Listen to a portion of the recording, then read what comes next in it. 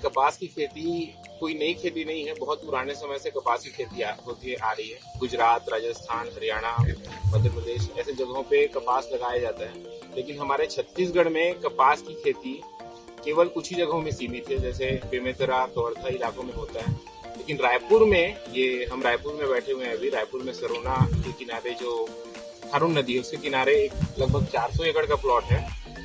उसमें चौधरी जी, विक्रम चौधरी जी हैं, ये हरियाणा से हैं। इसको इन्होंने रेंट पे लेके इस जगह पे कॉटन की खेती से शुरुआत किया इन्होंने। तो इनसे जब मैं पिछली बार मिलने आया तब इनसे मैंने बहुत कुछ सीखा, देखा यहाँ पे, और मुझे ऐसा लगा कि छत्तीसगढ़ के जो किसान हैं वो भी इनसे मतलब बहुत कुछ सीख सकते हैं।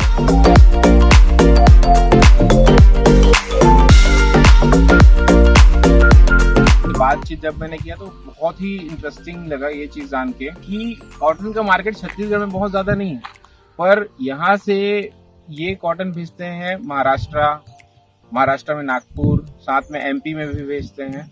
उसके लिए उतने दूर भेजने के लिए ये बल्क में खेती करते हैं। बल्क में मतलब 300 एकड़ 400 एकड़ का ये फार्म है, 400 एकड़ का इसको उन्होंने लिया हुआ है और उसमें कर रहे हैं खेती। तो हमारे जो छत्तीसगढ़ के जो किसान हैं वो ज्यादातर सीमित रह जाते हैं, सोच सीमित रहती है।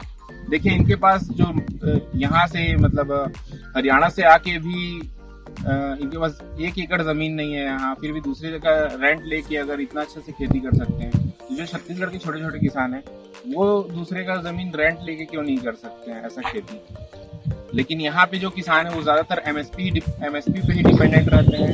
एमएसपी में अगर सरकार खरीदती है तो वही फसलें लगाते हैं। कॉटन का कोई मतलब ऐसा नहीं है कि कॉटन में सरकार खरीदी कर रही है, मंडी पे जाके ओपन मंडी में बेचना है और दाम जो भी मंडी में भाव रहता है 6500 7000 रुपये क्विंटल, उस हिसाब से ये बेचते हैं। और एक और अच्छी चीज इन्होंने ये बताई इम्पोर्टेंट, जो मुझे लगा कि यहाँ के जो लोग हैं उनको जानना बहुत जरूरी है, वो है कि जो वर्कर हैं, ये कपास अभी पूरा खिल गया लगभग, ये देखिए पूरा तोड़ाई हो नहीं है। तो तोड़ाई के लिए जो वर्कर हैं वो राजस्थान से आते हैं। तो मैंने इनसे पूछा कि छत्तीसगढ़ के वर्कर्स को आप मतलब क्यों नहीं लेते हैं, तो उन्होंने कहा नहीं, स्प्रे के लिए, साफ सफाई के लिए छत्तीसगढ़ के वर्कर ही काम करते हैं, जो भी जरूरत पड़ता है 2-4 लोग। लेकिन जो तोड़ाई के जो एक्सपर्ट रहते हैं वो राजस्थान वाले रहते हैं। राजस्थान के लोग एक दिन में 1-1 क्विंटल तक तोड़ाई कर देते हैं। और यहाँ इन्होंने जब कोशिश किया, शुरू में इन्होंने ट्राई किया कि यहाँ के वर्कर रखें, तो इन्होंने तोड़ा तो यहाँ के वर्कर दिन में मैक्स 8-10 किलो ही तोड़ पाते थे इनके हिसाब से। और यहाँ के जो वर्कर हैं वो कंफर्ट जोन थोड़ा प्रेफर करते हैं। कंफर्ट जोन मतलब रोजी के हिसाब से काम करना चाहते हैं, दिन में 200 रुपये मिल गया। और वहाँ के जो वर्कर्स हैं वो अपने क्वांटिटी के हिसाब से काम करते हैं। अगर उन्होंने 1 किलो तोड़ा तो 1 किलो का 7 रुपए 8 रुपए ऐसे कुछ देते हैं। तो दिन में जितना किलो तोड़ते हैं, तो कई वर्कर्स ऐसे भी रहते हैं जो 1-1 क्विंटल तक तोड़ देते हैं, तो उनको 600-700 रुपये पर डे का रोजी मिल जाता है। यही है यहाँ के जो वर्कर हैं, वो अगर कंफर्ट जोन से थोड़ा बाहर निकले तो भी पर डे का 200 से जो भी मिल रहा है रोजी, वो 400, 500, 600 आराम से मिल सकता है। लेकिन वही थोड़ा एफर्ट थोड़ा उन्हें ज़्यादा करना पड़ेगा। अभी कुछ दिनों बाद राजस्थान से वर्कर्स आने वाले हैं यहाँ, 1 हफ्ते के बाद ये बता रहे हैं, जैसे कि बता रहे हैं 1 हफ्ते बाद राजस्थान से वर्कर आएंगे और यहाँ पे पूरा वो तंबू वम्बू तान के रहते हैं, तंबू तान के, और पूरा 1-2 महीने, जब भी मार्च तक लगभग तोड़ाई चलेगा, नवंबर दिसंबर से मार्च तक तोड़ाई चलता है, तब तक वो रह के यहाँ डेली तोड़ाई का काम करते हैं।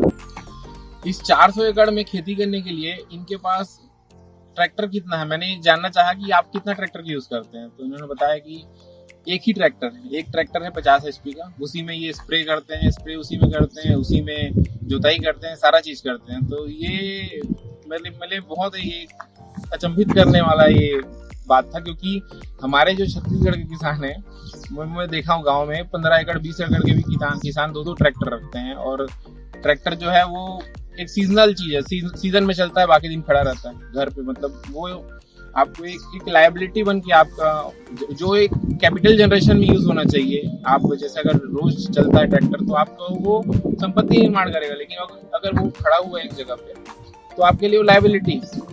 तो इन्होंने रिसोर्स को कितना अच्छे से यूज किया, एक ट्रैक्टर से 400 एकड़ खेती करते हैं। तो उसके लिए इन्होंने ये बताया कि ट्रैक्टर तो एक है लेकिन ड्राइवर 3 है। मतलब ड्राइवर 3 है, वो शिफ्ट में काम करते हैं, 8-8 घंटे के शिफ्ट में, 8 या 24। और जब जुताई करना होता है तो दिन रात ट्रैक्टर चलता है। हमारे छत्तीसगढ़ में जो किसान है वो सुबह से शाम तक ट्रेडिशनली चलते आ रहे खेती। सुबह जो किसान निकलता है 6 बजे 7 बजे और शाम को घर आता है, अंधेरा होती ही सो जाता है, उस तरीके की होती है। लेकिन ये दिन रात काम करते हैं। जब इनका मतलब पीक पे रहता है सीजन, तो इनका जो काम रहता है वो दिन रात चलता है। मैं कहना चाह रहा हूँ कि प्रोडक्टिवली काम करना जरूरी है। कम रिसोर्स का यूज करके हम ज्यादा आउटपुट कैसे निकालें, उसके लिए जैसे इन्होंने ट्रैक्टर का एग्जांपल दिया, एक ट्रैक्टर से 400 एकड़ में खेती हो रहा है, ये बहुत बड़ी चीज है। और वैसे ही जो लेबर है, लेबर कैसे राजस्थान से आके बढ़िया यहाँ पे प्रोडक्टिवली काम कर रहे हैं। पर एक लेबर 1 क्विंटल तक अगर तोड़ दे रहा है पर डे कॉटन, 600-700 रुपए उसमें उनको मजदूरी मिलती है। तो ये चीजें यहाँ के भी किसान कर सकते हैं, यहाँ के मजदूर भी कर सकते हैं। बस एक करने का जुनून होना चाहिए, इच्छा शक्ति होनी चाहिए। और इसीलिए मैंने चैनल का नाम भी रखा है संभव। इससे लोग देख के इंस्पायर हों और हर चीज संभव है।